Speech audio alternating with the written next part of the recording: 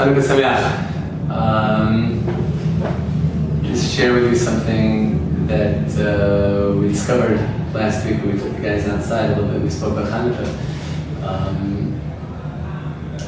When we sing in Mao's Tzur Yivanim Yikutsu Alai Azai Bimei Chashmanim, Greeks gathered around me, Upartsu Chamot Migdalai, and they broke through, they broke through the walls of my towers. What exactly were those walls? So, what were those towers? So, it's interesting because there were no towers in the Beis HaMikdash in the time of the Hashmonaim. The Bayis Sheni that we know of, beautiful Bayis Sheni with all the, the towers and the basilicas and all the, that was all built by Herod. That was after, over 100 years after the Hashmonaim period.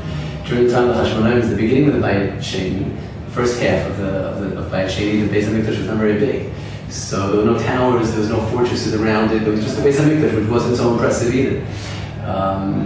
But the Mishnah Midos tells us exactly what it was that they broke down. The Mishnah Midos goes through the whole layout of Har Bayit and the different parts. We had the Ezra Yisrael and Ezra Nashim and Ezra Kohanim. We had different sections. And there were even places on Har Bayit that Gentiles were allowed to go up. Right? We know that non-Jews were allowed to bring karbanos, they were allowed to go up to Har Bayit, but they were only up to go up to a certain point called the Sorag. The Sorag was this fenced area in the Azara, in Har Bayit, and until the Sorag, that's where the Gentiles were allowed to walk. Beyond that point, only a Jew could go in. And the Mishnah says that the Sorag was what was broken down by the Greeks.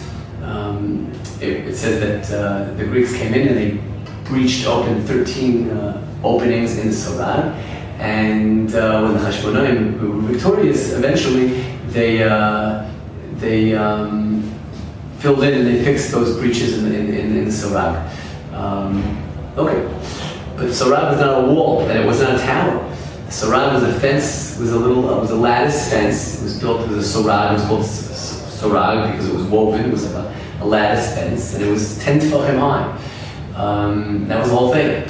So why do we call that Chomot Migdalayim? Why do we call that such a big towers? What is it? What tower? So like we said before, there was something very special about the Sorag. The Sorag was the demarcation point up until where a Gentile was allowed to go in Har Bayit, and beyond that point, only a Jew was allowed to go. Which means that even though Gentiles were invited to come, and they were part of our world, and they came to the Beis HaMikdash, and they even have a chelik in Avodas Hashem in a lot of ways, but only up until a certain point. There are certain points that only we can go in. And even there are certain points that only Kohanim can go in, and there are certain points that only Kohen Gadol can go in, as we know. And what the Yevanim broke down was exactly that barrier, that distinction between a Jew and a Gentile. And they said, what's the difference? Come on, why can't we go in? They broke it down. They found very, very interestingly, archaeologists found a number of years ago, a plaque, a stone plaque in a museum today, written in Greek. And it says that a Gentile is not allowed to go beyond this point. Okay, that was a plaque from Har Bayit, from the Sorag, that was hanging on the Sorag, warning people up until here no more. Because even though we do live in the world, and Gentiles are part of our world, and they're invited into our world, and we sometimes have to go into their world, but there are demarcation points. There are places that we belong, and there are places that they belong, and there are places that we don't mix. Because we have our own job, we have our own tafkid, we have our own chelik in this world, and that's the way Rosh Baruch Hu runs this world. And when the borders are blurred and they're not clear and they're broken, then dangerous things can happen. And so when we say Upartsu Chomot Migdalai, that our towers were broken through, indeed it really was. These were our towers, because this demarcation, even though it's physically not great, is a very, very significant tower. It's a very significant fortress. Without that, the whole thing breaks down. And we know in our own life, we know that Jews who don't know the difference between where they belong and where they don't belong, everything crumbles. And that's a big chabal, and that's what we have to keep in mind. It's also interesting, it brought down halacha, and that's what I wanted to share with you. Shulchan Aruch brings down that the Neiros Chanukah, manichol l'mala migimel tefachim, they have to be off the ground at least 3 tefachim. U'mitzvah l'hanichol l'mata miyu tefachim. The mitzvah, the best way to do it is to put it within 10 tefachim from the ground, not higher than 10 tefachim. Right? If you put it above 10 tefachim, you would say, as opposed to if you put it too high, more than 20 amos, then you're not yotzei. But if you put it above 10 tefachim, you're yotzei. But the best way to do it is within 10 tefachim, which is very, very interesting. I don't know if the reason it's put down halacha, Mishabur brings down in order so that it should be clear that you're doing this for a mitzvah. If you put candles up higher up, so then it looks like, oh, maybe you're just doing it for light. If you put candles lower down, 10 tefachim, less than 10 tefachim, so it's clear that it's not for light, because people don't put a light, that low down. So it's clear that you're doing it for pursuing Nisa. You're doing it to publicize the nace. But it could be that there's another reason, remez here also. The sorag was 10 tefachim high, and the demarcation point between a Jew and a Gentile is only 10 tefachim high. It's not big. It's not that they can't see through. You can see over it. You can see back. It's not that we're completely separate. It's not that but there's a place. There's a demarcation point. It's only 10 tefachim high, and on that 10 tefachim, that's exactly where that sign was, and that's exactly what the menorah is.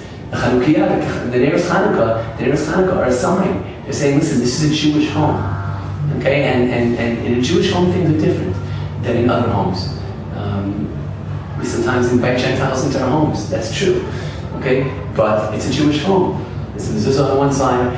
There's a Chanukiah on the other side. The Neiros Chanukah are saying this is a Jewish home, and there are certain things that are private to a Jewish home, and they're not for everybody. And I always, in Eretz Yisrael, it's not so difficult to be Eretz Yisrael is different than Chutz La'aretz. I remember Hanukkah was very, very significant for me when I was, after I was in yeshiva, but when I was in America, when I was in college, Hanukkah was very significant because when you're back in college, certainly if you're working later on in the business world, and there's a lot of confusion in your head. Where am I? Who am I? There's an identity, problem with yourself. I'm a Jew, and I'm from Jew, and I'm a Ben Torah, and I try. But there's also the rest of me that's also dealing with the rest of the world. And where's the boundary? And how do I remind myself who I really am inside? And that's what the Ner Chanukah is. The Ner Chanukah is there to say, hey, you have to know who you are. And a Jew doesn't live like the rest of the world.